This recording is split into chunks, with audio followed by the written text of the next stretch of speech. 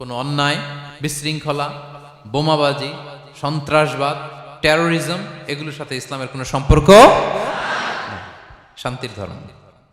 এজন্য আল্লাহ তাআলা ফাসাদ সৃষ্টিকারীদেরকে পছন্দ করেন। কোনো ধরনের বাজে কথা, মন্দ কথা, অশালীন কথা, অশ্লীল কথা আমরা মুখ দিয়ে উচ্চারণ করব। কোনো ধরনের বাজে স্ট্যাটাস, মন্দ স্ট্যাটাস, অশালীন স্ট্যাটাস আমরা ফেসবুকে দিব। আসসালামু আলাইকুম ওয়া রাহমাতুল্লাহি তাআলা ওয়া বারাকাতুহু। نحمده ونصلي على رسوله الكريم أما بعد فأعوذ بالله من الشيطان الرجيم بسم الله الرحمن الرحيم وقاتلوا في سبيل الله الذين يقاتلونكم ولا تعتدوا إن الله لا يحب المعتدين صدق الله العظيم رب اشرح لي صدري ويسر لي أمري واحلل عقدة من لساني يفقه قولي বাংলাদেশি মুসলিম কমিউনিটি মালয়েশিয়ার আয়োজনে ইউনিভার্সিটি সায়েন্স মালয়েশিয়ার এই দেওয়ান খুলিয়ার এই থিয়েটার হল রুমে আজকে পেনাং কনফারেন্স 2023 যারা আপনারা উপস্থিত হয়েছেন তাদের সবাইকে জানাচ্ছি আন্তরিক শুভেচ্ছা এবং অভিনন্দন। আহলান ওয়া সাহলান ওয়া মারহাবান বিকুম ফি হাযাল লিকা আত-তাইয়িব আল মুবারাক। শুরুতে আমরা আল্লাহ রাব্বুল ইজ্জা ওয়াল জালালের দরবারে শুকরিয়া জ্ঞাপন করছি যে আল্লাহ রাব্বুল ইজ্জা ওয়াল জালাল আমাদেরকে একটি চমৎকার জায়গায়, চমৎকার একটি পরিবেশে কিছু দিনই কথা শুনবার জন্য একত্রিত হওয়ার সুযোগ দিয়েছেন। আমরা সবাই পড়ছি কালিমাতুশ শুকুর আলহামদুলিল্লাহ। আল্লাহ রাব্বুল ইজ্জা ওয়াল জালালের দরবারে শুকরিয়া জ্ঞাপনের পাশাপাশি আমি আজকের এই প্রোগ্রামের অর্গানাইজিং কমিটি যারা আছেন তাদেরকে আমি অন্তরের অন্তঃস্থল থেকে শুকরিয়া জানাতে চাই। বিশেষ করে আজকের এই হল রুম পাইয়ে দেওয়ার ক্ষেত্রে আমাদের এখানে ডক্টর আজিম, রাইট, মাশাআল্লাহ, ডক্টর আজিম এখানে উপস্থিত আছেন। পেনাংয়ের বিভিন্ন পর্যায়ের বাংলাদেশি প্রবাসী ব্যবসায়ী ভাইরা আছেন, তারপর এখানে ভলান্টিয়ার্স ভাইরা আছেন এবং সিকিউরিটির দায়িত্বে একটা পোশাকি বাহিনী এখানে আছেন। আমি প্রত্যেককে অন্তরের অন্তঃস্থল থেকে শুকরিয়া জানাই। এবং এই যে আমরা মাগরিবের আগে বসলাম, আমরা আমাদের নিয়ত খালেস করে নিই যে এই 1 ঘন্টা আমরা আল্লাহর জন্য ব্যয় করব, কিছু শিখবার জন্য, নিজের জীবনকে পরিবর্তন করবার জন্য। তাহলেই আমাদের এত আয়োজন, এই যে সকালে আমরা ফজরের আজানের 1 ঘন্টা আগে উঠে আমরা রওনা হয়েছি, কুয়ালালামপুর থেকে এসেছি, আপনারা অনেক দূর দূরান্ত থেকে এসেছেন। আমাদের এই আশা বসা এটা কাজে লাগবে। আমরা কামনা করি আল্লাহ তাআলা আমাদের এই আশাকে, এই বসাকে, এই একত্রিত হওয়াকে, এই কোরআনের এই মিলন মেলাকে আমাদের নাজাতের ওয়াসিলা বানাক।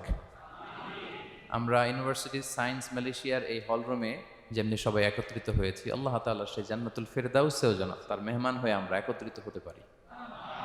আল্লাহ তাআলা আমাদেরকে তৌফিক দান করুক। সম্মানিত ভাইয়েরা, আপনারা সবাই সুস্থ আছেন তো? আলহামদুলিল্লাহ। আল্লাহ তাআলা আপনাদের সবাইকে ভালো রাখুন, সুস্থ রাখুন, নিরাপদে রাখুন, তার সন্তুষ্টির পথে অবিচল রাখুন।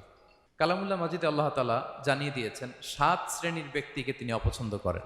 কয় শ্রেণীর? আবার বলুন, কয় শ্রেণীর? জি, 7 শ্রেণীর ব্যক্তিকে আল্লাহ তাআলা অপছন্দ করেন। তো মানে আল্লাহ তাআলা তাদেরকে ভালোবাসেন না। আমরা আজকে এই 7 শ্রেণীর ব্যক্তি কারা তাদের ব্যাপারে জানার চেষ্টা করব এবং আমরা সতর্ক হয়ে যাব যে আমরা যেন তাদের অন্তর্ভুক্ত না হই। কি বলেন?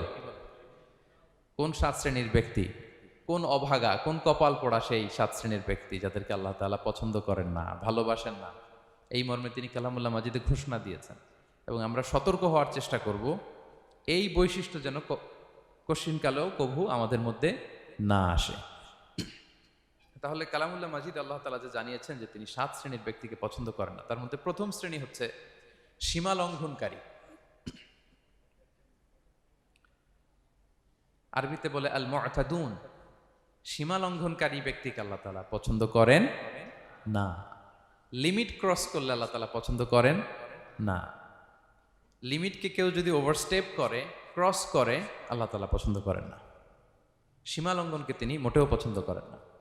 এবং মজার ব্যাপার হচ্ছে আল্লাহ কেউ কোনো অন্যায় করলেই সাথে সাথে পাকড়াও করেন না, কেউ ভুল করলেই আযাব দেন না, কেউ নাফরমানি করলেই আযাব পাঠান না। আল্লাহ অনেক সময় দেন, অনেক সময় দেন, শুধরে যাবার অনেক টাইম সে পায়। তারপরও যখন সে লিমিট ক্রস করে তখন আল্লাহ ধরেন। আল্লাহ সব সময় ধরে না, ধরলে ছাড়ে না, ধরে ধরে ধরে না, ধরলে আল্লাহ ছাড়ে না, আল্লাহ সবসময় ধরবেন। এবং যে সমস্ত জাতিগোষ্ঠীকে এই পৃথিবীতে আল্লাহ তাআলা আযাব দিয়ে ধ্বংস করেছেন, তাদের স্টোরি যদি আমরা খেয়াল করি, আমরা দেখব যে তাদেরকে আল্লাহ অনেক সুযোগ দিয়েছেন ভালো হওয়ার, শুধরে যাওয়ার, কিন্তু তারা আল্লাহর আদেশ অমান্য করতে করতে করতে করতে যখন লিমিট ক্রস করে ফেলছে, একটা সবকিছুর একটা লিমিট থাকে, কি বলেন? We all should know all limits. আপনাকে জানতে হবে যে আপনি কতটুকু পর্যন্ত করতে পারবেন, কতটুকু আপনার সীমানা। You should know your limit.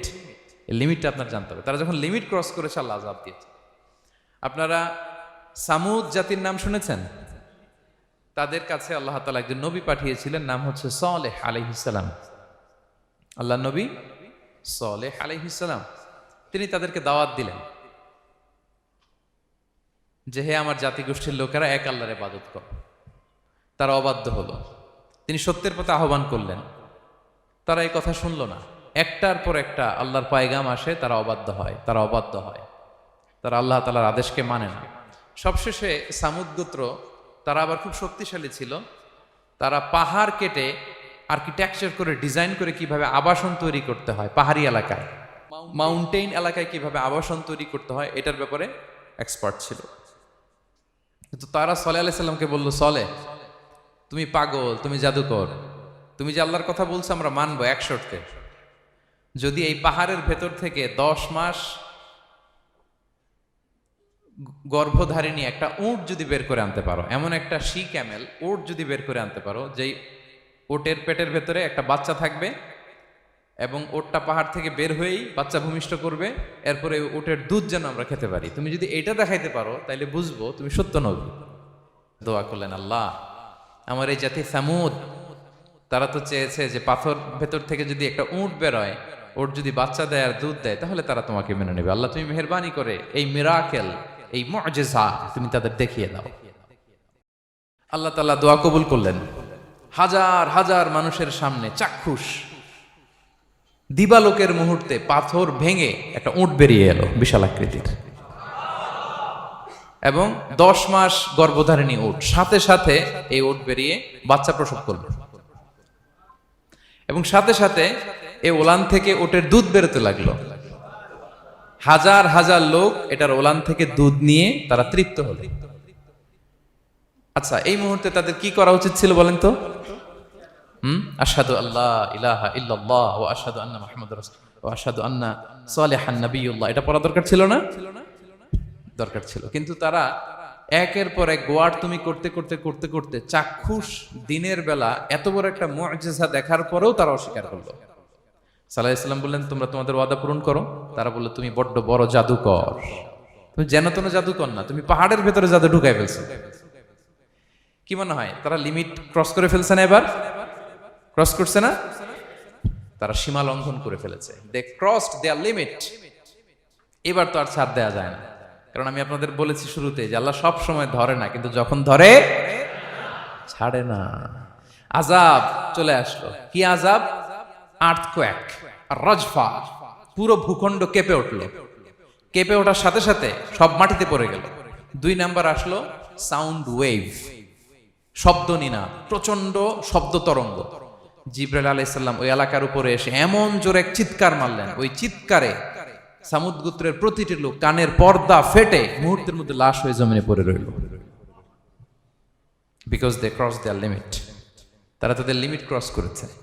আর যারা লিমিট ক্রস করে, যারা সীমা লঙ্ঘন করে, তাদেরকে আল্লাহ তাআলা পছন্দ করেন না। আপনারা লূত আলাইহিস সালামের নাম শুনেছেন? উনি আল্লাহর একজন নবী ছিলেন। ওনাকে আল্লাহ তাআলা জর্ডান, বর্তমানে যে জর্ডান দেশ আছে সেখানে পাঠিয়েছিলেন। একটা কমিউনিটি ছিল সাদুম কমিউনিটি। ওই সাদুম কমিউনিটিতে তিনি এসেছিলেন। তিনিও দাওয়াত দিলেন, ইয়া কওমি ইবুদুল্লাহ মা লাকুম মিন ইলাহিন গায়রু, হে আমার কওমের লোকেরা, আল্লাহর ইবাদত করো, আল্লাহকে মেনে নাও। ওরা অস্বীকৃতি জানালো। সত্যের পথে আহ্বান করলেন, অস্বীকৃতি জানালো। ওরা, ওদের পাশ দিয়ে ক্যারাভেন যেত, কাফেলার লোকেরা ডাকাতি করত। ডাকাতির শাস্তির ব্যাপারে তিনি ভয় দেখালেন। তারা নিবৃত হলো না। এমনকি তারা সমলিঙ্গের প্রতি যৌন আকর্ষণ বোধ করতো। নাউযুবিল্লাহ। হোমোসেক্সুয়ালিটি। এখন একটা গ্রুপ আছে দেখবেন যে রংধনু নিয়ে মিষ্টি মিষ্টি কথা শোনায় বিশ্বব্যাপী। তাদের সাইন হচ্ছে রংধনু, রেইনবো। তারা ছেলেতে ছেলেতে বিয়ে, মেয়েতে মেয়েতে বিয়ে, এটাকে প্রমোট করে। নাউযুবিল্লাহি মিন যালিক। আমাদের এই মুসলিম সমাজে যেন এই আবর্জনা প্রবেশ করতে না পারে, আমাদেরকে সচেতন থাকতে হবে, ঠিক কিনা? তো এই সাদুম কমিউনিটির একটা বদ অভ্যাস ছিল, তারা ছেলেতে ছেলেতে বিয়ে করত, পুরুষে পুরুষে।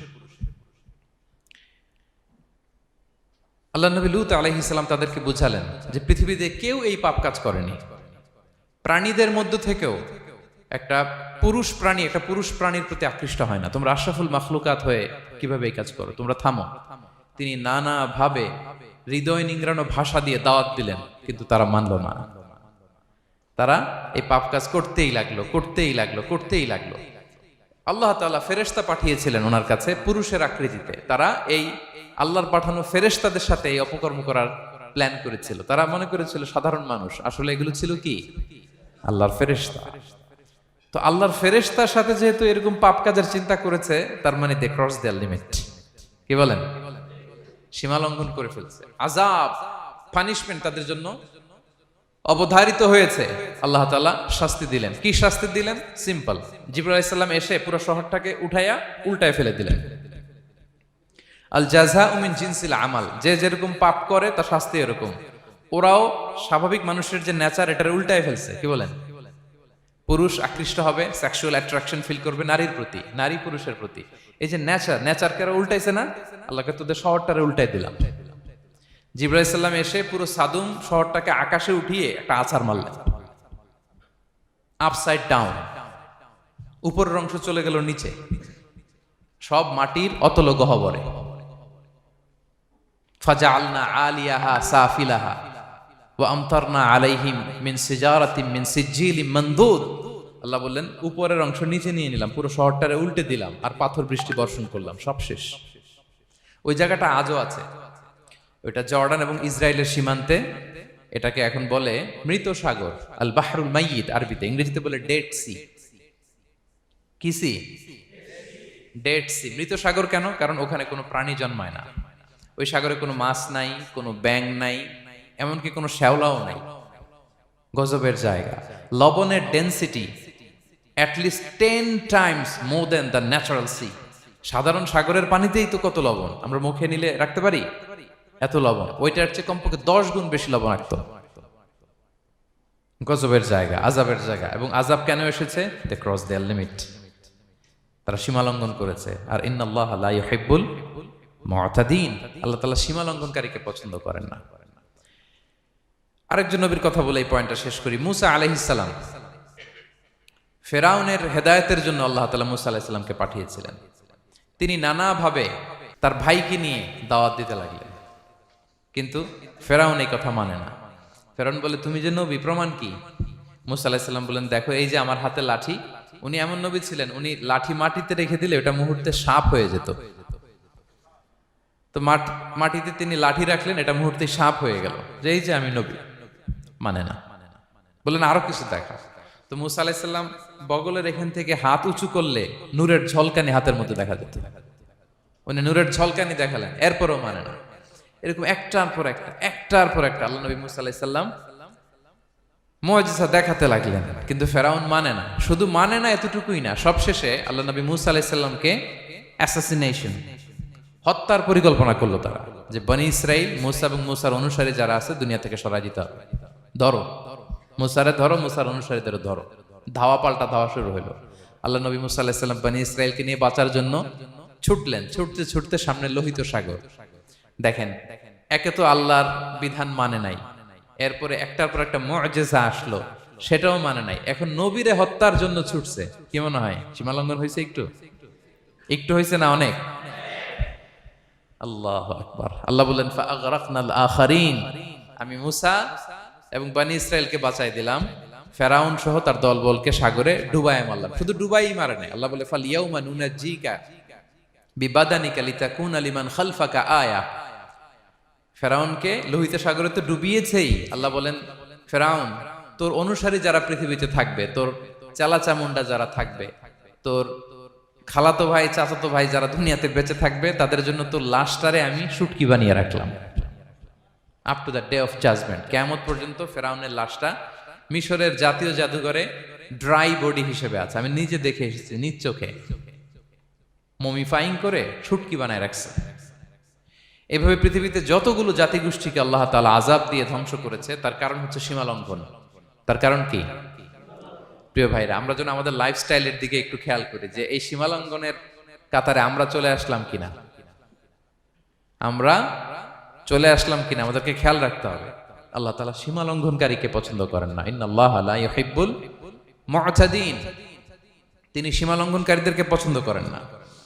এমনকি রাসূলুল্লাহ সাল্লাল্লাহু আলাইহি ওয়াসাল্লামের বায়োগ্রাফি যদি আমরা খেয়াল করি, আমরা দেখব যে তিনি যখন যুদ্ধের জন্য অভিযান পরিচালনা করতেন, দল পাঠাতেন, সেনাবাহিনী পাঠাতেন, তখন তাদেরকে বলতেন, খবরদার যুদ্ধের ময়দানে সীমা লঙ্ঘন করো না, সীমা লঙ্ঘন করো না, খবরদার। যুদ্ধে যদি কেউ হেরে যায়, বন্দীদের সাথে খারাপ আচরণ করো না। ওরা হেরে গেছে বন্দী, আপনি চাইলে তার কান কেটে দিতে পারবেন, নাক কেটে দিতে পারবেন, আকৃতি বিকৃতি করতে পারবেন না। বিষ্ণু ইসলাম বললেন, খবরদার সীমা লঙ্ঘন করো না। যেখানে যুদ্ধে গিয়েছো ওই এলাকার শিশুদেরকে মেরো না, ওই এলাকার নারীদেরকে মেরো না, ওই এলাকার পাদ্রীদের গায়ে হাত তোলো না। সন্ন্যাসীতে যারা ইবাদত করে ওদের তো দোষ নাই, সিভিলিয়ান নাগরিক, তাদের গায়ে হাত তোলো না, খবরদার। গবাদি পশুর গায়ে হাত তুলবে না, এগ্রিকালচারাল প্রোডাক্ট জ্বালিয়ে দিও না। সুবহানাল্লাহি বিহামদিহি, কি রহমতের নবী ছিলেন। সীমা লঙ্ঘন যেন না করে বিষ্ণু ইসলাম অভিযান প্রেরণের আগে তিনি স্পষ্ট বলে দিতেন, খবরদার কেউ সীমা লঙ্ঘন করবে না। যারা তোমাদের বিরুদ্ধে অস্ত্র তুলেনি তাদের বিরুদ্ধে অস্ত্র তোলা যাবে না, কারণ ইন্নাল্লাহা লা ইউহিব্বুল মু'তাদিন, আল্লাহ তাআলা সীমা লঙ্ঘনকে পছন্দ করেন না। প্রিয় ভাইরা, তাহলে যেই 7 শ্রেণীর ব্যক্তিকে আল্লাহ তাআলা পছন্দ করেন না, তার প্রথমটা আমরা জেনে গেলাম, তারা কারা? সীমা লঙ্ঘনকারী। আমি কিন্তু প্রায় এরকম জিজ্ঞেস করব এবং সব শেষে আপনাদেরকে নিয়ে রিভাইজ করব। তাহলে 1 নম্বরে আমরা পেলাম তারা কারা? মেহেরবানি করে সবাই বলবেন একসাথে, তারা কারা? তারা সীমা লঙ্ঘনকারী, তারা তাদের লিমিট ক্রস করে, তাদেরকে আল্লাহ তাআলা পছন্দ করে না। সো আমরা আমাদের লাইফের সাথে একটু মিলিয়ে নিই যে আমরা আমাদের কোন ক্ষেত্রে সীমা লঙ্ঘন করি কিনা একটু খেয়াল করেন। আমার যে দায়িত্ব আছে আমি কি সীমা লঙ্ঘন করি কিনা? আমার স্ত্রী আমার দায়িত্বে, তার সাথে সীমা লঙ্ঘন করি কিনা? আমার ভাতিজা ভাতিজি অনেকের আছে ইয়াতিম, তার বাবা মারা গেছে, তার সব সম্পত্তির দায়ভার আমার উপর দেয়া, আমি ওইখানে তাকে ঠিকঠাক মতো সব দেই কিনা, সীমা লঙ্ঘন করি কিনা? হ্যাঁ, ক্ষমতা পেলে সীমা লঙ্ঘন করি কিনা? কি মনে হয় আমরা ক্ষমতা পেলে সীমা লঙ্ঘন করি কিনা? হ্যাঁ, করে করে হ্যাঁ, মানে যেইখানে ডাক্তারের কাছে যায় বলে, ডাক্তার সাহেব আমার এইখানে ফোড়া, সারা দেহের যেই কোনো জায়গায় ধরতে পারেন, এইখানে ধরেন না, তো এইখানে না ধরলে ভালো হবে? ফোড়া যেইখানে, ট্রিটমেন্ট তো ওইখানে দিতে হবে, কি বলেন? রোগ যেখানে ওষুধও সীমা লঙ্ঘন। দায়িত্ব পেলে আমরা সীমা লঙ্ঘন করি। এমনকি আমরা যারা ইবাদত করি, অনেকে ইবাদতেও সীমা লঙ্ঘন করি, ইবাদতেও না। ভারসাম্য থাকতে হবে, পরিমিতি বোধ থাকতে হবে। এবং মজার ব্যাপার হচ্ছে আল্লাহ তাআলা দোয়া এবং জিকিরের ক্ষেত্রে এই কথাটা উল্লেখ করেছেন যে তোমরা দোয়া জিকিরের ক্ষেত্রে সীমা লঙ্ঘন করো না। আল্লাহ তাআলা বলেন, উদউ রাব্বাকুম তাদাররুআ ওয়া খুফিয়া ইন্নাহু লা ইউহিব্বুল মু'তাদিন। তোমরা আল্লাহকে ডাকো কেমন ভাবে? তাদাররুআ ওয়া খুফিয়া, সবিনয়ে গোপনে, সবিনয়ে ডাকো, চুপিসারে ডাকো, গোপনে গোপনে ডাকো, অল্প আওয়াজে ডাকো। কারণ কি? ইন্নাল্লাহা লা ইউহিব্বুল মু'তাদিন, আল্লাহ সীমা লঙ্ঘনকারীদেরকে পছন্দ করেন না।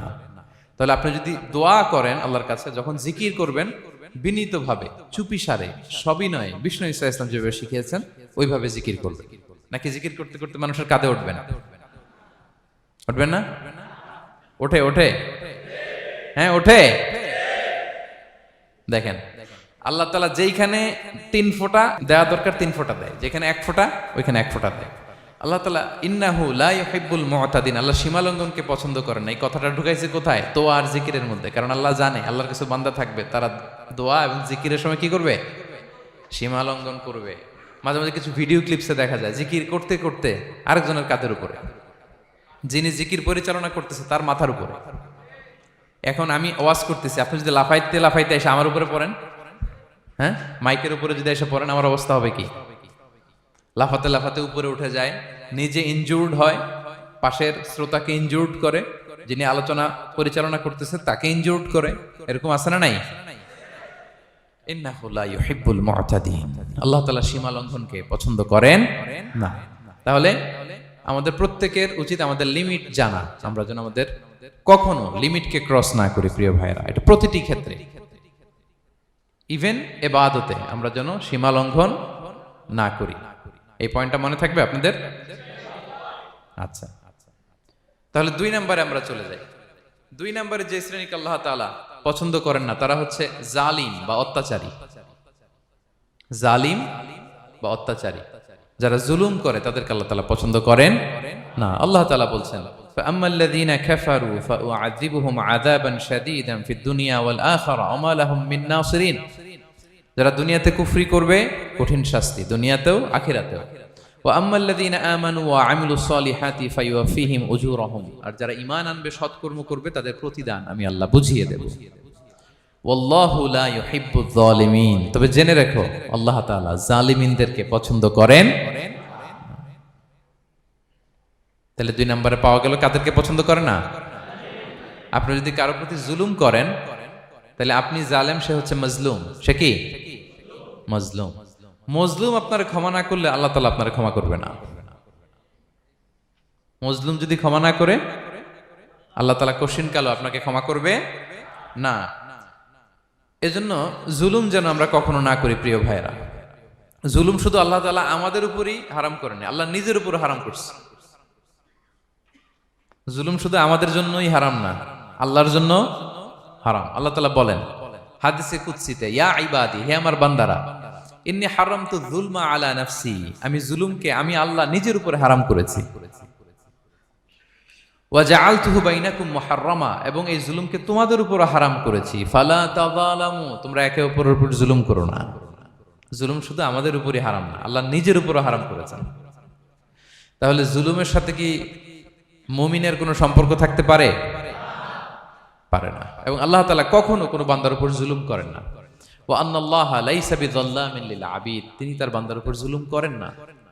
কোনোভাবেই যেন জুলুম না হয়ে যায়, এজন্য আল্লাহ তাআলা কিয়ামতের দিন মাওয়াজিনাল কিসত, ন্যায়ের মানদণ্ড তিনি প্রতিষ্ঠা করবেন, যাতে একটু ভুল না হয়ে যায়, জুলুম না হয়ে যায়।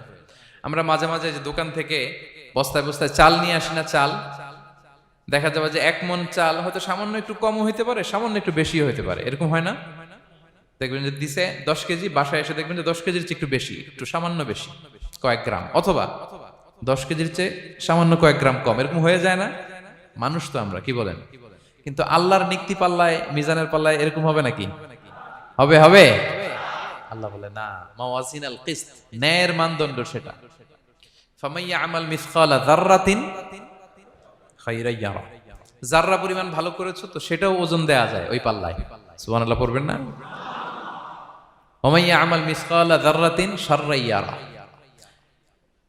অনুপরিমাণ খারাপ করেছো সেটাও ওজন দেয়া যায়। কারণ ওয়া আন্নাল্লাহা লাইসা বিযাল্লামিন লিল আবিদ, তিনি বান্দার উপর জুলুম করেন না। তিনি এমন পাল্লা দিয়েছে যাতে জুলুম না হয়।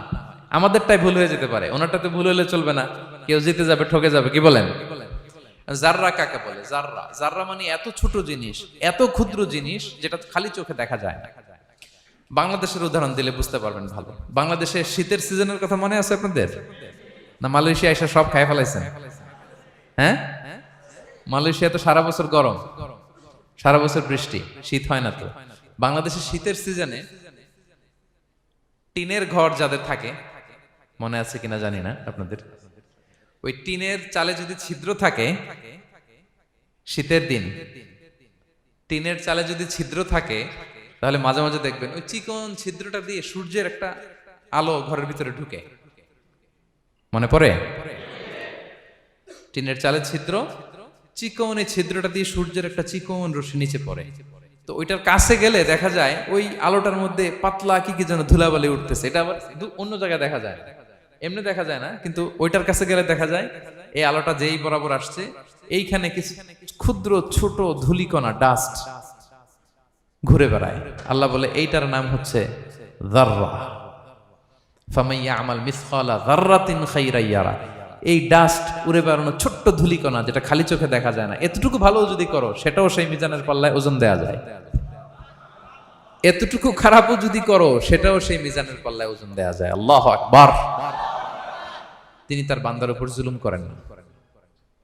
জুলুম তিনি নিজের উপর হারাম করেছেন, আমাদের জন্য কি করেছেন? হারাম করেছেন। এবং বিষ্ণু ইসলাম আরো ভয়ঙ্কর কথা বলেছেন। তিনি বলেছেন, মান যালামা কিদা শিবরিন মিনাল আরদি তুবিকাহু মিন সাবঈ আরাদিন। কেউ যদি জুলুম করে তার ভাইয়ের 1 বিঘত পরিমাণ জমিন খায়। 1 বিঘত চিনেন তো? এই যে আমার এই আঙ্গুল থেকে এই আঙ্গুলটা, এটা টান টান করলে যতটুকু জায়গা, এটার বলে 1 বিঘত। শিবের আরবিতে বলে শিবের।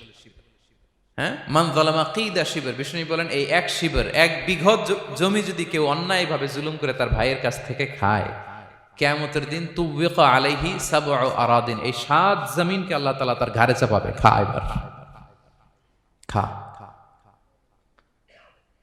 অন্যের জমি খাওয়ার এত শখ ছিল, এবার 7 জমিন ঘাড়ে কর। কিয়ামতের ময়দানে আপনার দেহটার বিশাল আকৃতির করা হবে, এই 7 জমিনকে আপনার কাঁধে তুলে দেওয়া হবে। এজন্য আমরা অন্যের রাইটস, অধিকার যেন নষ্ট না করি, কারো উপর যেন জুলুম না করি, কোনোভাবেই না। আমরা নানাভাবে এই জুলুমটা করি। আমরা প্রায় দাদার সম্পত্তি থেকে ফুফুদেরকে বঞ্চিত করি, বাবার সম্পদ থেকে বোনদেরকে বঞ্চিত করি। হ্যাঁ, নিজের ভাই আরেক ভাইকে, আপন ভাই ভাইকে বঞ্চিত করে, জুলুম করে। এরকম দৃশ্যপট আমাদের সমাজে আছে না নাই বলেন তো? কিয়ামতের দিন আল্লাহর সুপ্রিম কোর্টের কাঠগড়ায় হিসেব দিতে হবে। আর এই জালিমদেরকে আল্লাহ তাআলা পছন্দ করেন না। এবং সবচেয়ে ভয়ঙ্কর ব্যাপার হচ্ছে, আপনি যখন কারোর উপর জুলুম করেন, ওই মাজলুম আর আল্লাহর মাঝখানে কোনো ফারাক থাকে না। আল্লাহ ওই ফারাকের পর্দা উঠায় নাই। বিষ্ণু বলেন, ইত্তাকি দাওয়াতাল মাজলুম, তোমরা মজলুমের বদদোয়াকে ভয় করো, খবরদার। কারণ ফাইন্না লাইসা বাইনাহা ওয়া বাইনাল্লাহি হিজাব, তার আর আল্লাহর মাঝে কোনো পর্দা থাকে না। দোয়া করলেই ওটা আরশে যেয়ে কবুল হয়ে যায়। আল্লাহ তাআলার চারিপাশে অনেক পর্দা আছে। কেউ কেউ বলে 70,000 নূরের পর্দা। এই 70,000টা সহিহ হাদিস দ্বারা সাব্যস্ত না, কিন্তু অসংখ্য অগণিত পর্দা, এবং পর্দাও এটা নূরের পর্দা। আচ্ছা বলেন তো, জানলা দিয়ে বাইরের আলো ঠেকাতে আমরা দেয়ালে জানালায় কি লাগাই? পর্দা লাগাই। পর্দাটা কিসের তৈরি? মোটা কাপড়ের, যাতে করে ওই আলো না আসে। কিন্তু আল্লাহর চারদিকে যে পর্দা, ওই পর্দাটা কিসের? নূরের, আলোর। ওনার পর্দাই আলো দিয়ে তৈরি।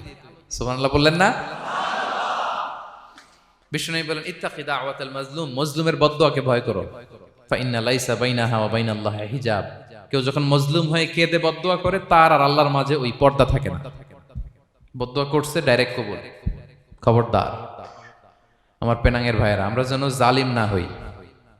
In it's any form, operation in it's any form, যেই কোনো ভাবে, যেই কোনো ক্ষেত্রে, যেই কোনো ধরনের হইতে পারে জুলুম। কাউকে আপনি ছোট্ট কোনো কাজে ঠকালেন, বন্টন নীতিতে ঠকালেন, হ্যাঁ, জমি মেরে দিয়ে ঠকালেন, আমানত মেরে দিয়ে ঠকালেন, ইন ইটস এনি ফর্ম যদি জুলুম করে থাকেন, খবরদার। মজলুমের কান্না কখনো বৃথা যায় না। মজলুমের কান্না কখনো বৃথা যায় না। জীবনের কোনো না কোনো সময়ে এর প্রায়শ্চিত্ত আপনাকে করতে হবে। জীবনের কোনো না কোনো সময়ে এর প্রায়শ্চিত্ত করে আপনাকে মরতে হবে। তাহলে কোন বিশ্বাসী কি জালিম হতে পারে? কারণ ইন্নাল্লাহা লা ইউহিব্বুল যালিমিন, আল্লাহ তাআলা জালিমদেরকে পছন্দ করেন না। তাহলে জুলুমের সাথে আমাদের কোনো সম্পর্ক আছে? হ্যাঁ, কোনো সম্পর্ক আছে। তাহলে 2 শ্রেণীর ব্যক্তির কথা আমরা জানলাম যাদেরকে আল্লাহ পছন্দ করেন না। 1 নাম্বার, প্রথমটা কে ছিল? সীমা লঙ্ঘনকারী, লিমিট যে ক্রস করে, ইন্নাল্লাহা লা ইউহিব্বুল মুআতাদিন। 2 নাম্বারে কি জানলাম? হ্যাঁ, জালিম, অত্যাচারী, অপ্রেসর। অপ্রেসরকে আল্লাহ তাআলা পছন্দ করেন না। তাহলে এই 2টারে আমরা নো বলে দিলাম আজকের এই কনফারেন্স রুমে। আওয়াজ করে বলেন তো সবাই, নো। এই লিমিট ক্রস আর জুলুম, নো, চলে গেছে, খালাস। এবার 3 নাম্বারে দেখি আল্লাহ কাদেরকে পছন্দ করেন না। 3 নাম্বারে আল্লাহ তাআলা অহংকারী, দাম্ভিক লোককে পছন্দ করেন না। অহংকারী, আমাদের তো অহংকার নাই না? আছে? অহংকার আছে? কিসের অহংকার বলেন? টাকার, আর ক্ষমতার, আর সৌন্দর্যের, আর হ্যাঁ পাওয়ার। সোশ্যাল পাওয়ার, এই যে অহংকার, অহংকারের খাঁচা থেকে মুক্ত রাখো আমাদেরকে তুমি প্রভু হয়ে, পড়েন আমিন। এটা একটা ভয়ঙ্কর খাঁচা। আচ্ছা, অহংকার করার আমাদের আছে কি বলেন তো? কিছুই নাই। আল্লাহ বলে ওয়া খুলিকাল ইনসানু দাঈফা, তোমাদেরকে আমি দুর্বল করে তৈরি করছি। আমরা দুর্বল, শুধু দুর্বল না, দুর্বলের ঘরের দুর্বল। আমার বাপ ছিল দুর্বল, আমার দাদা ছিল দুর্বল, আমরা 14 গোষ্ঠী কি? হাল আতা আলাল ইনসানি হিনুম মিনাদ দাহরি লাম ইয়াকুন শাইআম মাযকুরা। আল্লাহ বলেন একটা সময় ছিল উল্লেখ করার মতো তোমার কিছুই ছিল না। আজকে তো এত লম্বা চড়া মানুষ, আমরা কিছুই ছিলাম না। আমার বর্তমানে বয়স চলে 36, 37। তো আজ থেকে 37 বছর আগে আমি কি ছিলাম? আমার অস্তিত্বই ছিল না, আমার কোনো নাম ছিল না, আমার কোনো গ্রাম ছিল না, আমার কোনো অ্যাড্রেস ছিল না, আমার কোনো পরিচিতি ছিল না। আজ থেকে আরো 37 বছর পরে একটু খেয়াল করেন তো, এখন তো 37, আরো 37 ধরেন বাঁচলাম।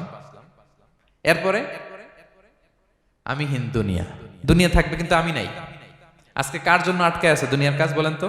আপনার দাদার জন্য, আপনার নানার জন্য। তো আপনাকে লাগে কেন?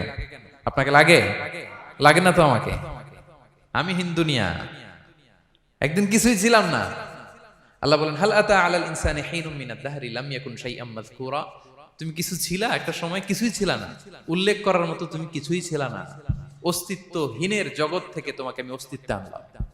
তোমার বাবার পৃষ্ঠদেশ থেকে তোমার মায়ের গর্ভাশয়ে আমি তোমাকে ফেললাম। সেখানে আমি আল্লাহ তোমাকে একটু একটু করে তিলে তিলে বড় করলাম। 9 মাস 10 মাস পরে মায়ের পেট থেকে দুনিয়াতে তুমি আসলে। দেখেন তো দুনিয়ায় আসার পরে আমাদের অবস্থাটা কি?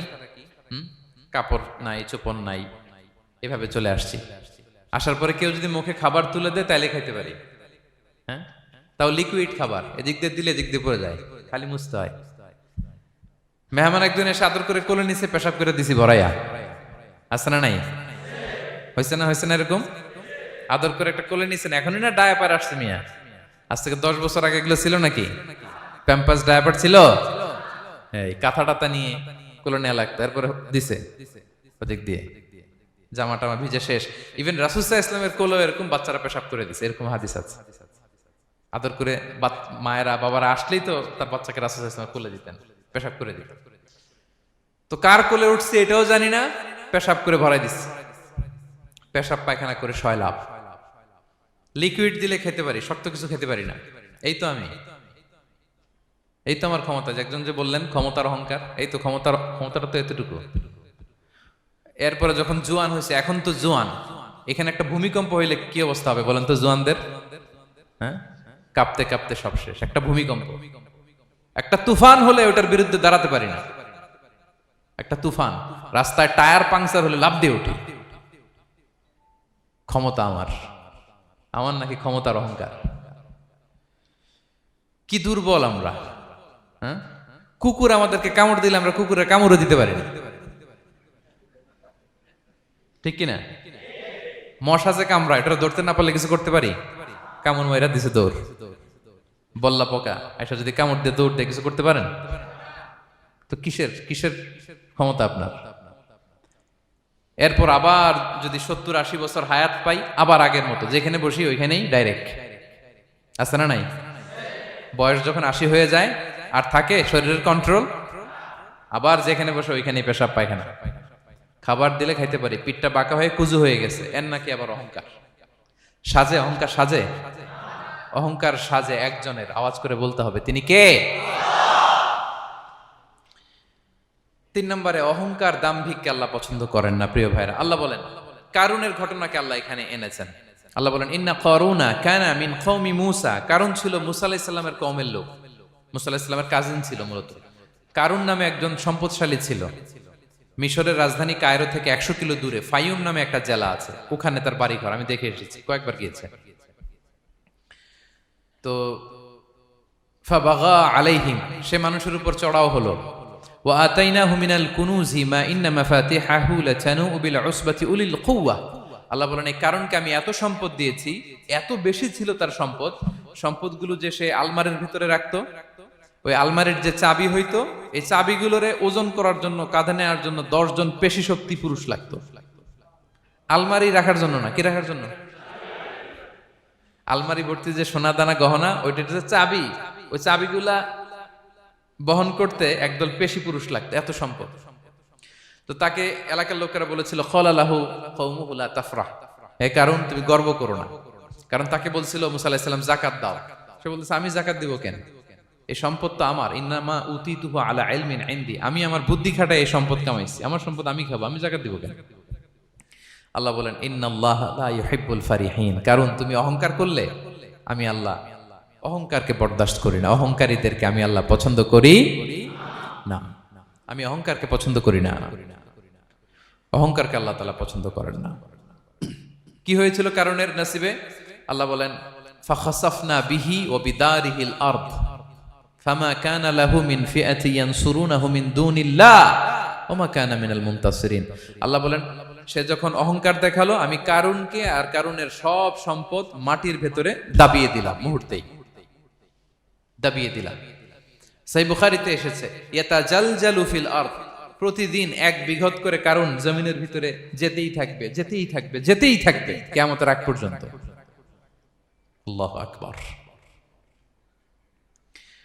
কারণ অহংকার করেছিল। আল্লাহ বলে আমি অহংকারীদের পছন্দ করি না। সূরা লোকমানে আল্লাহ বললেন ওয়ালা তুসাইর খাদ্দাকা লিন্নাস, মানুষ থেকে মুখ ফিরিও না, ওয়ালা তামশি ফিল আরদা মারাহা, জমিনে অহংকার ভরে হেঁটো না, ইন্নাল্লাহা লা ইউহিব্বু কুল্লা মুখতালিন ফখুর, আল্লাহ তাআলা অহংকারীদেরকে, দাম্ভিকদেরকে পছন্দ করেন না। এই যে আমি বলছি যে 7 শ্রেণীর লোককে আল্লাহ পছন্দ করেন না, এটা আমার মন গড়া বানানো কথা। প্রতিটি কথার পেছনে কোরআনের যুক্তি আছে। কোরআনে আল্লাহ তাআলা বলছেন আল্লাহ অহংকারীদেরকে পছন্দ করেন না। ইংরেজিতে কি বলে? ইগো আছে আমাদের, হ্যাঁ ইগো, এটা ছেড়ে ফেলতে হবে, অহংকার করা যাবে না। আমার প্রিয় ভাইয়েরা একটু মনোযোগী হন, এই আয়াতের তাফসীরটা একটু সংক্ষেপে বুঝিয়ে দেই। আল্লাহ তাআলা বলছেন ইন্নাল্লাহা লা ইউহিব্বু কুল্লা মুখতালিন ফখুর, আল্লাহ কোন মুখতাল আর ফাখুরকে পছন্দ করেন না। মুখতাল আর ফাখুর মানে কি? মুখতাল মানে যে অহংকার করে মনে মনে।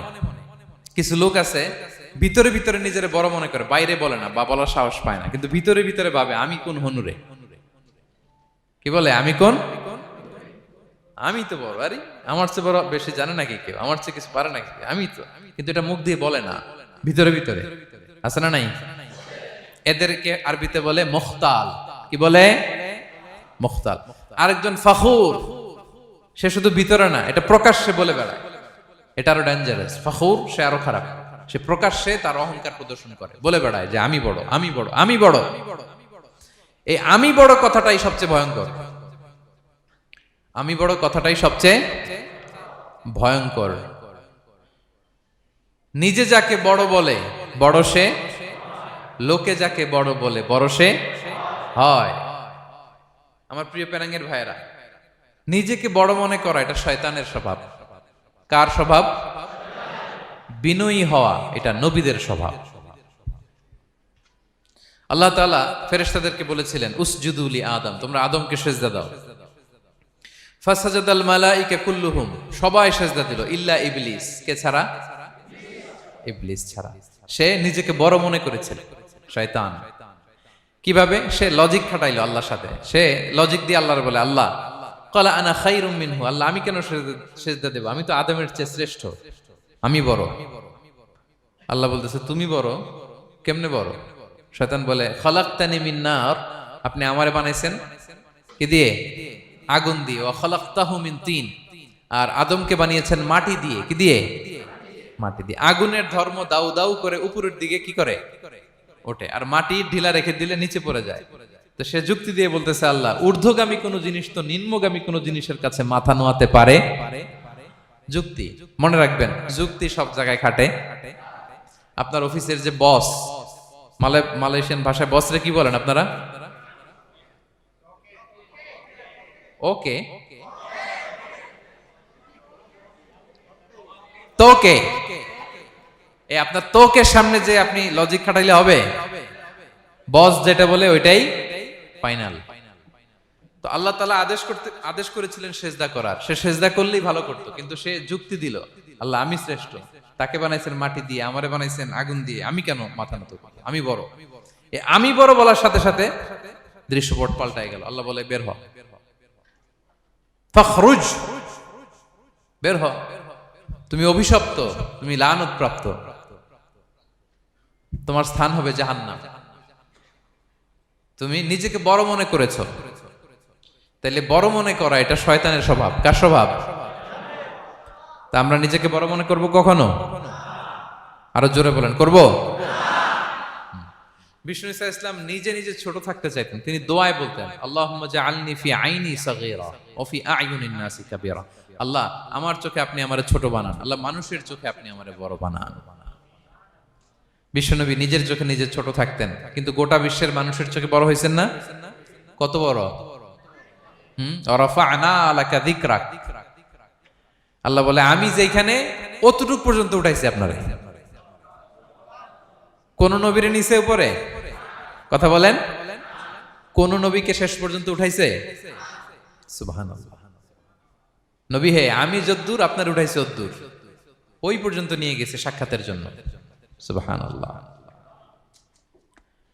প্রত্যেক নামাজে বিশ্বনবীর উপর দুরূদ আছে না নাই? কিয়ামত পর্যন্ত বিশ্বনবীর প্রতি ভালোবাসা আমাদের পক্ষ থেকে আছে না নাই? আছে। আল্লাহ তাআলা ওনাকে বড় করেছেন। এজন্য নিজের চোখে আমরা নিজে ছোট থাকবো। আপনি যদি বড় হন, এটা মানুষ বলবে। কে বলবে? নাকি আপনিই বলবেন? বলা যাবে না। এবং বিষ্ণু ঈসা ইসলাম কিছু টেকনিক আমাদের শিখিয়েছেন, কিছু টেকনিক আমাদের জানিয়েছেন। এই কাজ করলে তোমরা অহংকার থেকে মুক্ত থাকতে পারবে। এর মধ্যে একটা হচ্ছে আগে আগে সালাম দেওয়া। তিনি বলেন, আল বাদিউ বিসসালামি বারিউম মিনাল কিবর, যে আগে আগে সালাম দেয় তার হৃদয় থেকে আল্লাহ অহংকার তুলে নেয়। আগে সালাম দিয়ে পারবেন? ফোন করলেই আগে কি বলবেন? বাসায় ঢুকেই আগে কি বলবেন? স্ত্রীকে আগে সালাম দিবেন, বন্ধুকে আগে সালাম দিবেন, বাসার কাজের লোকটাকে আগে সালাম দিবেন, আপনার ড্রাইভারকে আগে সালাম দিবেন, বাসার দারোয়ানটারে আগে সালাম দিবেন। ফকির একটা আসলে আপনি সালাম দিয়ে ফেলবেন। পারবেন? হৃদয় থেকে অহংকার ফেলে দিবে কে? আগে আগে আমরা সালাম দিব। এবং তার চেয়ে ভয়ঙ্কর কথা হচ্ছে, বিষ্ণু ইসলাম বলেন যে লা ইয়াদখুলুল জান্নাতা মান কানা ফি কলবিহি মিসকালু হাববাতি খারদাল মিন কিবর, যার হৃদয়ে সরিষার দানা পরিমাণ অহংকার থাকে, ওই ব্যক্তি কশিনকালেও আল্লাহর জান্নাতে প্রবেশ করার সুযোগ পাবে না। কশিনকালেও পাবে না। এর কারণ অহংকার আল্লাহর চাদর। অহংকার কার চাদর? আল কিবরিয়া রিদাই ওয়াল আযামাতু ইজারি। আল্লাহ বলে, অহংকার আমার চাদর, বড়ত্ব আমার লুঙ্গি। যে এগুলো ধরে টান দেয় তারে আমি জাহান্নামে নিক্ষেপ করব। ফালা উবালি, ফালা উবালি, আই ডোন্ট কেয়ার, আমি ওদিকে কেয়ার করি না, আমি তারে জাহান্নামে ফেলবো। সো অহংকার আমাদের সাজে না। আমি শুরুতেই তো বললাম, আমাদের লাইফ সার্কেলটা একটু দেখাইলাম না যে ছিলাম কই? অস্তিত্বহীন থেকে দয়া করে মায়া করে তিনি আমাকে অস্তিত্বে এনেছেন। কত ছোট্ট, কত ক্ষুদ্র, কত নগণ্য, কত দুর্বল ছিলাম আমরা। আবার যৌবনের একটা পিরিয়ড কাটিয়ে, যৌবনের সময় তো কতটা দুর্বলতা বললাম, আবার সে দুর্বল, মানে দুর্বল থেকে দুর্বল। এই হচ্ছে আমাদের লাইফ স্টোরি, লাইফ হিস্ট্রি। তাহলে অহংকার আমাদের সাজে। অহংকার তার সাজে যার কোনো ক্ষয় নাই, যার কোনো লয় নাই, যার কোনো অভাব নাই। হ্যাঁ, গোটা বিশ্ব তার মুখাপেক্ষী, তিনি কারো মুখাপেক্ষী না, ঠিক কিনা? গোটা বিশ্ব তার কাছে ঠেকা, তিনি কারো কাছে ঠেকা না, ঠিক কিনা? গোটা বিশ্ব তাদের সার্ভাইভালের জন্য তার প্রতি মুখ থুবড়ে পড়ে থাকে, তিনি কারোর জন্য বসে থাকা লাগে। অহংকার সাজে তার। আর এই আল্লাহর অহংকারের চাদর ধরে যে টান দেয়, আল্লাহ বলে, ওরা আমি জাহান্নামে ফেলবো, আর তাদেরকে আমি পছন্দ করি না। আল্লাহ তাআলা অহংকারীদেরকে পছন্দ করেন না। তাহলে অহংকারকেও আমরা না বলে দিব, নো বলবো, নো। আওয়াজ করে বলেন নো। শুধু মুখে মুখে নো নাকি অন্তর থেকে? এই তো আজকের দিওয়ান কুলিয়ার বাইরে ফেলে দিছি আমরা অহংকার। কি বলেন পেনাঙ্গের ভাইরা? আর অহংকার করব? আপনি বিনয়ী হন। মান তাওয়াদা তারাফা। বিষ্ণুই বলেন, যে নিচু হয় আল্লাহ ওরে টাইনা উঁচু করে।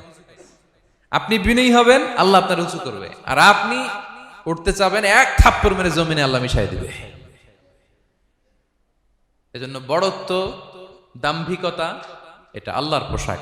আমরা যেন তার পোশাক ধরে টান না দেই। এই পয়েন্টটা কি সবার কাছে ক্লিয়ার? আচ্ছা, কয়টা গেল?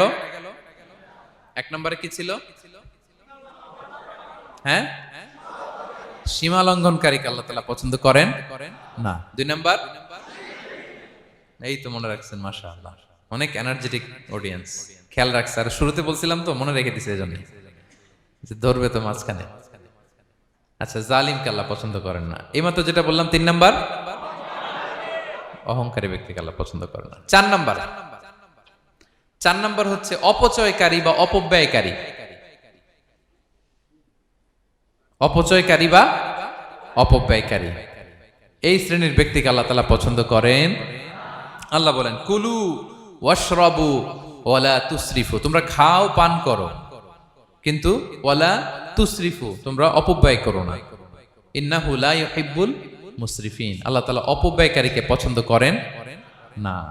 অপচয়, প্রয়োজন নাই তারপরেও খরচ, অপ্রয়োজনীয় খরচ, এটা আল্লাহ পছন্দ করেন না। ইভেন কি দানের ক্ষেত্রেও, আপনি যে দান করবেন, এখানেও ভারসাম্যপূর্ণ দানের কথা বলা হয়েছে। আল্লাহ বলছেন, ওয়াল্লাযীনা ইযা আনফাকু লাম ইউসরিফু ওয়া লাম ইয়াকতুরু ওয়া কানা বাইনা যালিকা কাওয়ামা, যারা দান করে, দানের ক্ষেত্রে কৃপণতাও করে না, আবার সব দিয়ে দেন। যেমন আপনার ছেলের স্কুলের বেতন দিতে হবে, ফ্যামিলির খরচ আছে, এটা আছে সেটা আছে, কিন্তু আপনি বেতনে সব দিয়ে দিলেন একজনকে, তো আপনি চলবেন কেমনে? দেয়া যাবে না, ভারসাম্যপূর্ণ হয় নাই। ভারসাম্যপূর্ণ হইতে হবে। তাহলে অপচয়টা আল্লাহ তাআলা পছন্দ করেন না। এবং বিষ্ণু সাল্লাল্লাহু আলাইহি ওয়াসাল্লাম বলেছেন, কুলু ওয়াশরাবু, খাও পান করো, ওয়া তাসাদদাকু, দান করো, ওয়ালবাসু, যা মনে চায় পরিধান করো।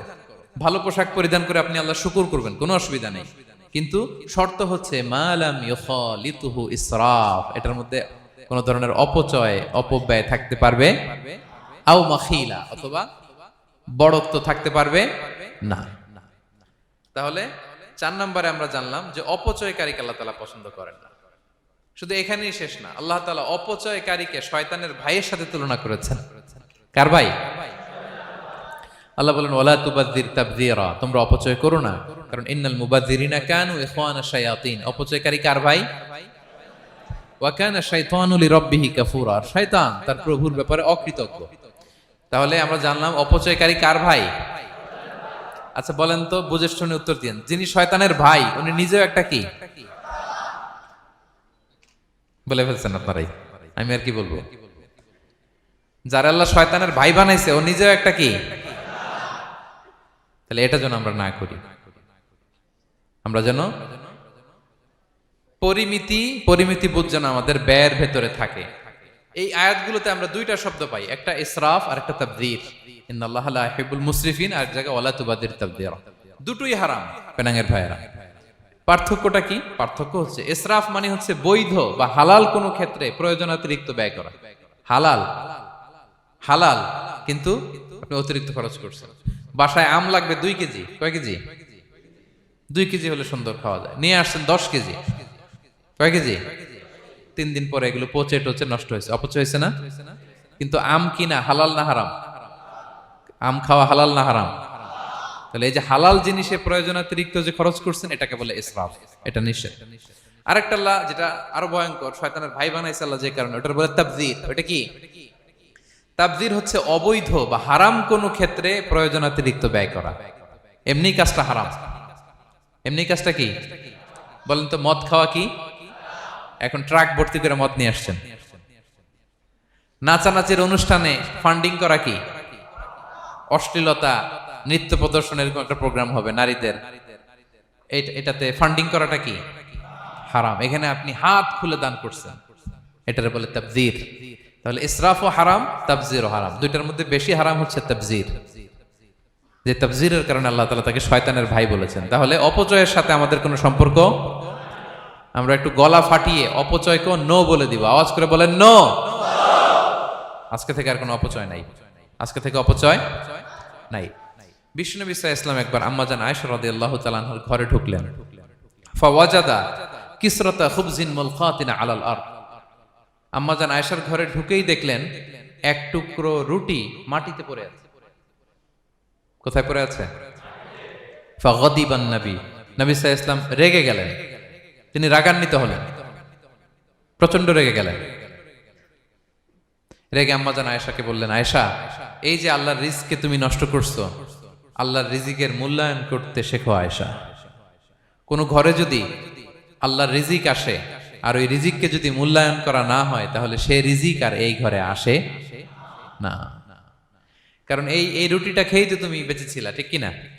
আজকে আমরা যেই রুটিটা, যেই ভাতগুলো ফেলে দিয়ে ডাস্টবিনে, এতটুকু খাইলে আমার কাশ্মীরের ভাইরা বেঁচে যাবে, এতটুকু পাইলেই আমার ফিলিস্তিনের ভাইরা বেঁচে যায়, এতটুকু পেলেই ওই ডাস্টবিনে মারামারি করে যারা খাবার খোঁজে ওরা বেঁচে যায়, ঠিক কিনা?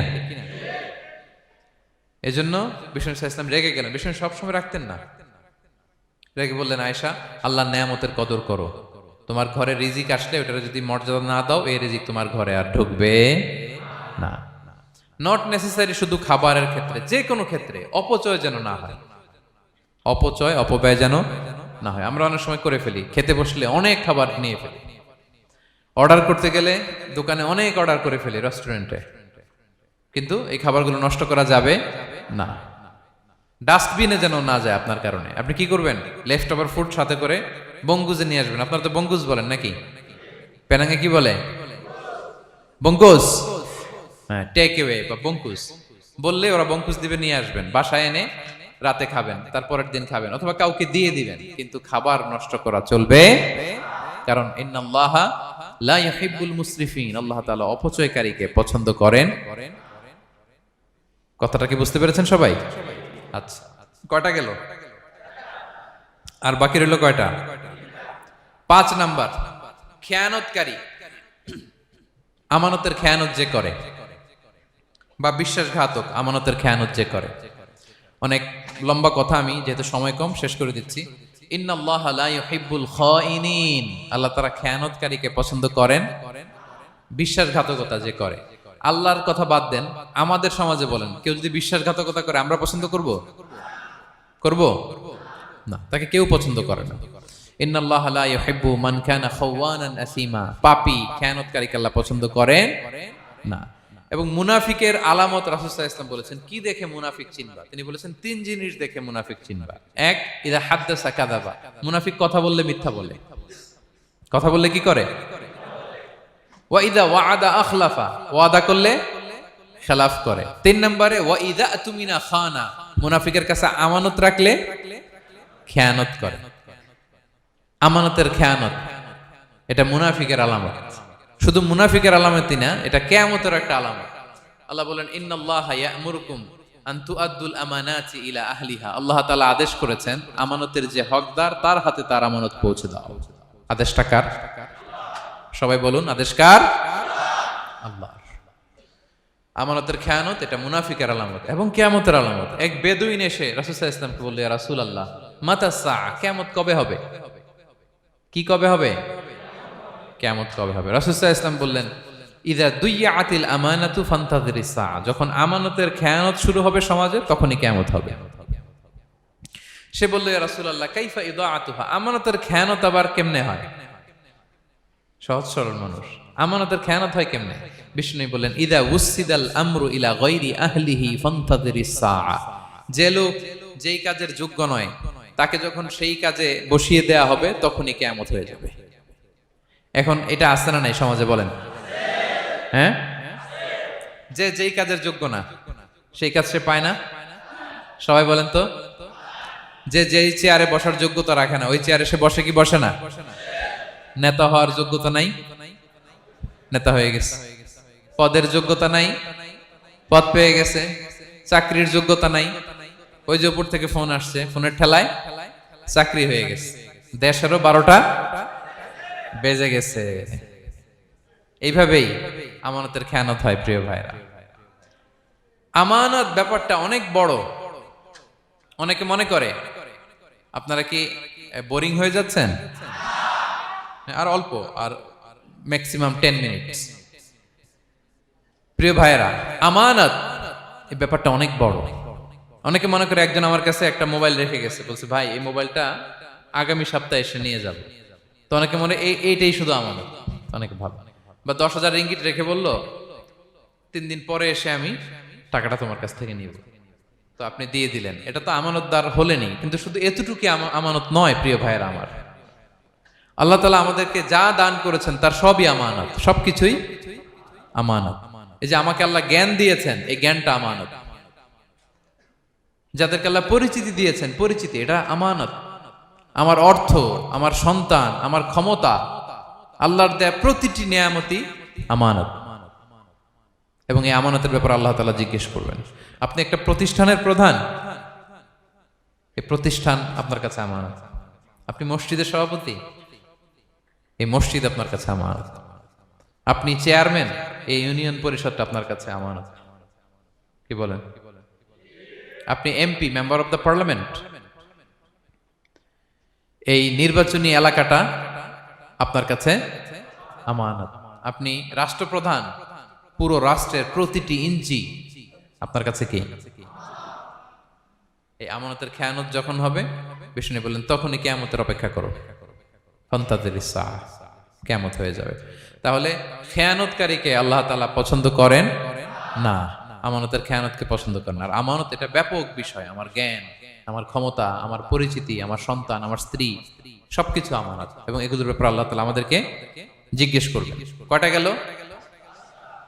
তাহলে খেয়ানতকে আমরা নো বলে দিব। আওয়াজ করে বলেন নো। একটা সাথে আমাদের সম্পর্ক নেই। 6 নম্বরে হচ্ছে ফাসাদ সৃষ্টিকারী, বিশৃঙ্খলা সৃষ্টিকারী। সমাজে যারা বিশৃঙ্খলা সৃষ্টি করে তাদেরকে আল্লাহ পছন্দ করেন না। আল্লাহ বলেন ইন্নাল্লাহা লা ইউহিব্বুল মুফসিদিন। আল্লাহ তাআলা ফাসাদ সৃষ্টিকারীদেরকে কখনো পছন্দ করেন না। সমাজে নানাভাবে, সামাজিকভাবে ফাসাদ, রাজনৈতিকভাবে ফাসাদ, অর্থনৈতিকভাবে ফাসাদ, এই যত ফাসাদ বিশৃঙ্খলা আছে এগুলোর হোতা যারা, তাদেরকে আল্লাহ পছন্দ করে না। নানাভাবে দেখবেন যে সমাজে অনেকে ফাসাদ সৃষ্টি করে। আমাদের বাংলাদেশে কিছুদিন আগে কাঁচামরিচের দাম বেড়ে গেছে না? কেমনে বাড়লো? নিশ্চয়ই কেউ সিন্ডিকেট করছে, নিশ্চয়ই কেউ মজুদদারি করছে, নিশ্চয়ই এখানে কেউ ফাসাদ তৈরি করছে, ঠিক কিনা? প্রতিটি সেক্টরে আপনি খুঁজে দেখবেন ফাসাদ, হ্যাঁ, মারামারি, বিশৃঙ্খলা, ফাসাদ। এই কিছুদিন আগে এক নির্বাচনের প্রার্থীকে ধরে পিটাইছে, সবাই দেখলাম আমরা, তাই না? এটা ফাসাদ হয়েছে না? বিশৃঙ্খলা হয়েছে না? এই আপনি যদি ধরে ধরে বলেন, পরিবারে, সমাজে, রাষ্ট্রে, অর্থনীতিতে, বাজারে, প্রতিটি জায়গায় ফাসাদ আছে না নাই? আল্লাহ তাআলা বলেন ইন্নাল্লাহা লা ইউহিব্বুল মুফসিদিন। এই ফাসাদ সৃষ্টিকারীকে আল্লাহ তাআলা পছন্দ করে না।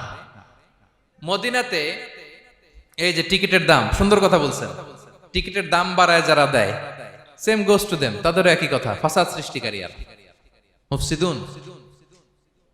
এই যে আমাদের হাজিদের এত টাকা লাগে কেন? 50,000 টাকার টিকিট হয়ে গেছে কয় লাখ? 2 লাখ, কয় 1 লাখ। হজে যারা গেছে 1,95,000 টাকা করে পড়ছে একজনের টিকিট। কিয়ামতের দিন আল্লাহর সুপ্রিম কোর্টের কাঠগড়ায় তোমাকে দাঁড়াতে হবে, পাই টু পাই সেদিন হিসেব নিয়ে আল্লাহ তাআলা ছাড়বেন, ঠিক কিনা? সেদিন হবে আসল খেলা। এখন তো আমরা মাইক পেলেই বলি খেলা হবে, কিন্তু আসল খেলা কবে?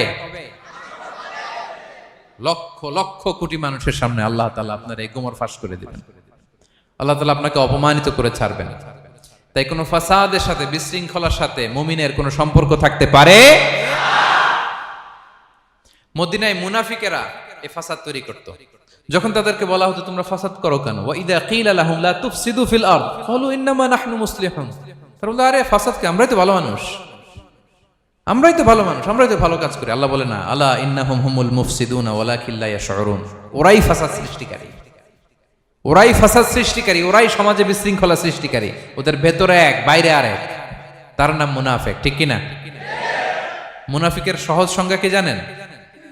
ভিতরে লালন করে একটা, অনুভূতি বা ভাবে একটা, কিন্তু মুখ দিয়ে বলে, তার মানে ভেতরে এক, বাইরে আরেক, তার নাম দুই মুখো সাপেরা।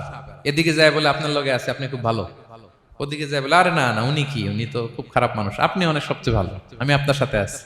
এরকম ডাকাইতে আছে না নাই? দুমুখো সাপ, ডাবল স্ট্যান্ডার্ড, নেহি এদার নেহি ওদার, দারমিয়ান মে সাদার বাদার, ডানেও না বায়েও না, মাঝখানে সদর বদর, বুঝেন? দুই নৌকার মধ্যে 2 পা দিছিলেন কখনো?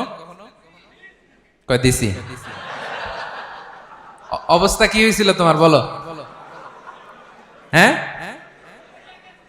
পয়রা গেছিল? পড়বে। দুই নৌকায় দুই পা দেওয়া যায় না, হয় এই পা এদিকে নিয়ে আসতে হবে না ওদিকে চলে যেতে হবে, দুই পা দিলে এই উল্টায় পড়বে। মুনাফিকদের স্বভাব এটা, দুমুখ সাপ, ডাবল স্ট্যান্ডার্ড মেনটেন করে, টু ফেসড পার্সোনালিটি এরা। যেদিকে বৃষ্টি ওদিকে ছাতা, উপরে ফিটফাট ভিতরে সতর্কার। তাদেরকে যখন বলা হয় তোমরা ফাসাদ সৃষ্টি করো না, ওরা বলে আরে আমরাই তো ভালো। আল্লাহ বলে না, তোমরাই ফাসাদ সৃষ্টিকারী, তোমরা জানো না। তো এই ফিতনা ফাসাদকে আল্লাহ হত্যার চেয়েও জঘন্য বলেছেন। তিনি বলেছেন আল ফিতনাতু আকবারু মিনাল কতল। এই ফিতনা সৃষ্টি করা, সমাজে পণ্যের দাম বাড়ানো, কাঁচামরিচের দাম বাড়ানো, অন্যের হক নষ্ট করা, টিকিটের দাম বাড়ানো, মজুদদারি করা, সমাজের স্বাভাবিক সামাজিক রাজনৈতিক ভারসাম্য যারা নষ্ট করে, এগুলো সব মুফসিদুন। সব কি? মুফসিদুন, ফাসাদ সৃষ্টিকারী, ফিতনাবাজ। আকবারু মিনাল কতল, সমাজের স্বাভাবিক যে ধারা, এই ফ্লোটাকে তারা নষ্ট করে। এবং ফাসাদের মাধ্যমে যদি কারো ক্ষতি করে, কাউকে কেউ হত্যা করে, সেজন্য গোটা বিশ্বের সবাইকে হত্যা করবে। আল্লাহ বলেন মান কাতালা নাফসান বিগাইরি নাফসিন আও ফাসাদিন ফিল আরদি ফাকান্নামা কাতালান নাসা জামিআ। অন্যায়ভাবে ফাসাদের মাধ্যমে যখন কেউ কাউকে হত্যা করে, সেজন্য গোটা বিশ্বের সবাইকে হত্যা করে। আকবারু মিনাল কতল, ফিতনা এত বড় ভয়ঙ্কর পাপ। তো এই ফিতনার সাথে, ফাসাদের সাথে, ফাসাদ সৃষ্টি করা, বিশৃঙ্খলার সাথে আমাদের কোনো সম্পর্ক, কারণ ইসলাম শান্তির ধর্ম। কিসের ধর্ম? শান্তির ধর্ম। কোনো অন্যায়, বিশৃঙ্খলা, বোমাবাজি, সন্ত্রাসবাদ, টেরোরিজম, এগুলোর সাথে ইসলামের কোনো সম্পর্ক, শান্তির ধর্ম।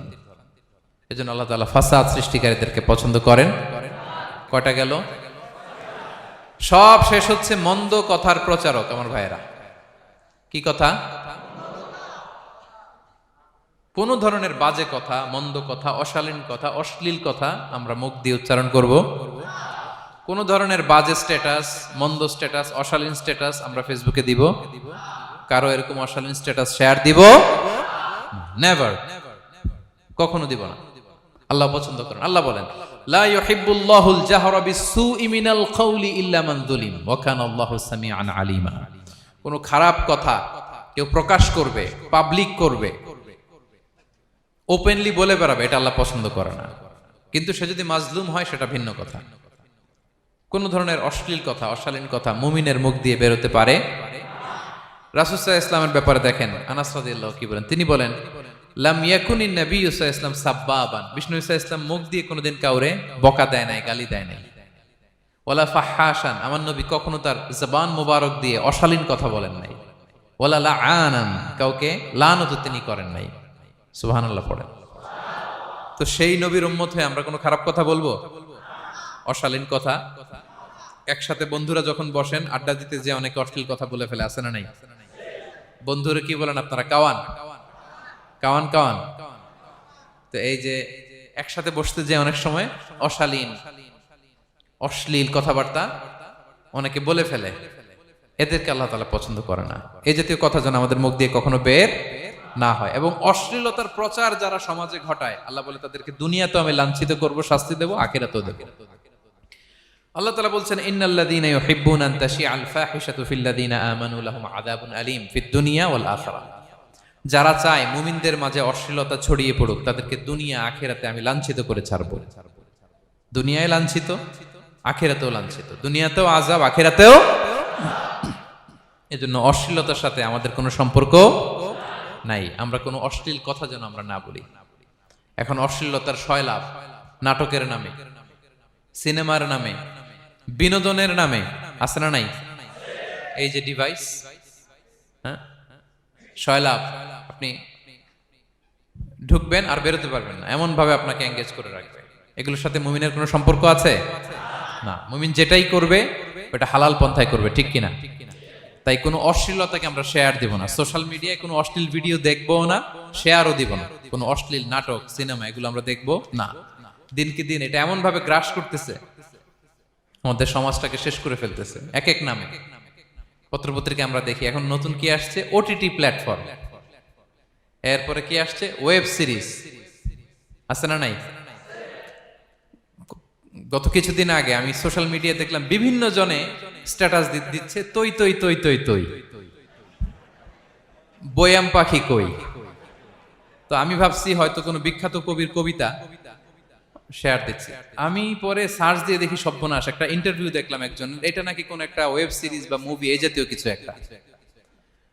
তো দেখেন, কবিতার নামে, গানের নামে, সাহিত্যের নামে, সংস্কৃতির নামে, এন্টারটেইনমেন্টের নামে, বিনোদনের নামে এই অশ্লীলতার সয়লাভ, ঠিক কিনা? এই অশ্লীলতার সাথে আমাদের কোনো সম্পর্ক আছে? আমরা যেন মুখ দিয়ে উচ্চারণ না করি এগুলো, ঠিক কিনা? বিষ্ণুই বলেন, ইন্নাল আবদা লা ইয়াতাকাল্লামু বিল কালিমাতি মা ইয়াতাবায়ানু ফিহা ইয়াজিল্লু বিহা ইলান নার আবাআদা মিম্মা বাইনাল মাশরিক ওয়াল মাগরিব। বান্দা অনেক সময় মুখ দিয়ে এমন কথা মুখ ফসকে বলে ফেলে, এটা যে কত ভয়ঙ্কর, এটা যে তারা জাহান্নামে নিক্ষেপ করবে সে কল্পনাও করতে পারে না। আপনার একটা কথা থেকে আপনি জাহান্নামের অধিবাসী হতে পারেন। এই জন্য সোশ্যাল মিডিয়া ব্যবহারের ক্ষেত্রে আমরা সাবধান। যে কোনো ধরনের গুজব, মিথ্যা কথা, হক্স নিউজ, অশ্লীলতা, স্ক্যান্ডাল, এগুলোর সাথে আমাদের কোনো সম্পর্ক নাই। আমরা সব সময় যেন শালীনতার মধ্যে থাকি, সত্যের পক্ষে থাকি। কথা বুঝতে পেরেছেন? তাহলে কয় শ্রেণীর ব্যক্তিকে আল্লাহ পছন্দ করেন না? 1 নম্বরে সীমা লঙ্ঘনকারী, 2 নম্বরে জালিম, 3 নম্বরে অহংকারী, 4 নম্বর অপচয়কারী, 5 নম্বর খেয়ানতকারী, আমানতের খেয়ানত, 6 নম্বর ফাসাদ সৃষ্টিকারী, 7 নম্বর মন্দ কথা, অশ্লীল কথার যে প্রচার করে। এগুলো যারা করে এদের সাথে আমাদের কোনো সম্পর্ক, এই 7 শ্রেণীর লোককে আল্লাহ তাআলা অপছন্দ করেন। এগুলো কি আমাদের জীবনে থাকবে? এগুলো আমরা কি শুধু হল রুম থেকে বের করে দিব না পুরো জীবন থেকে? পারা যাবে? পারা যাবে?